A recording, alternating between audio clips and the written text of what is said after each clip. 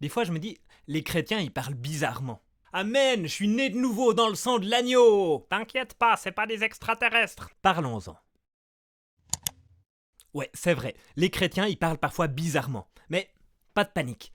Il faut bien reconnaître que chaque domaine a son patois. Ouais, James Webb, il aurait une résolution d'un dixième de seconde d'arc. Ah ouais, il est rapide, le gars. Mais non, ça c'est un geek qui dit que le futur télescope spatial de la NASA pourra voir loin. Oui, lui aussi il parle bizarrement quand il parle de trucs qu'il passionne. Chaque domaine a son vocabulaire spécialisé, et selon les cas, ça peut ressembler à du chinois ou à un patois bizarre. Mais en fait, c'est indispensable. Tu vis des trucs spécifiques et puis tu as besoin de pouvoir les exprimer d'une manière qui soit claire, qui soit concise. Donc, chaque milieu, chaque domaine développe son vocabulaire spécifique, son propre patois en quelque sorte. Alors imagine, t'essayes de parler d'un site internet à ton arrière-arrière-arrière-arrière-grand-mère qui connaît rien du tout au patois informatique.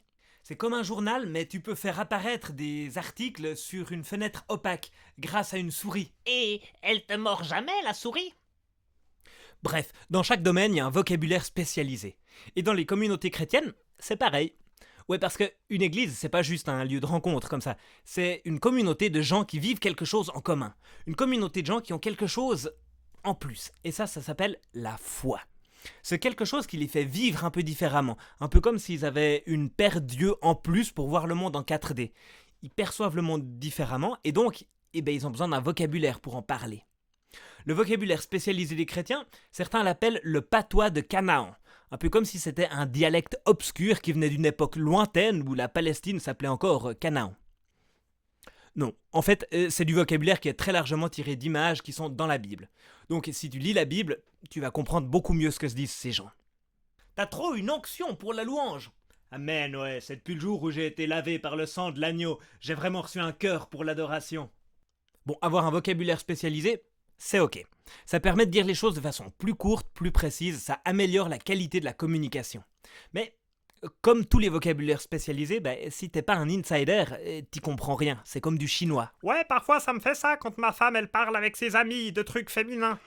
Ouais, moi ça me fait ça aussi quand mes amis parlent de jeux vidéo. Bref, tout ça pour dire, si vous utilisez un vocabulaire spécialisé, que ce soit le patois de Canaan ou un autre, pensez à dire les choses avec des mots simples. Surtout si vous avez envie de partager ce que vous vivez avec des potes qui sont pas du milieu. Bah ouais, vos potes, ils ont envie de savoir ce que vous vivez. C'est le principe même de l'amitié. Et s'ils arrivent à vous comprendre, ça leur fera plaisir de comprendre ce que vous vivez. Et puis, si vous faites partie de ceux qui entendent leurs potes parler en chinois, n'hésitez pas à leur demander une traduction ou à leur demander de changer de dialecte, c'est juste normal. Et vous, ces dialectes spécialisés, incompréhensibles au commun des mortels, ça vous dit quelque chose ? Voilà pour la vidéo de la semaine. Abonnez-vous, partagez cette vidéo et moi je vous dis à la semaine prochaine. Hé, toi qui regardes cette vidéo, sois béni, richement. Amen.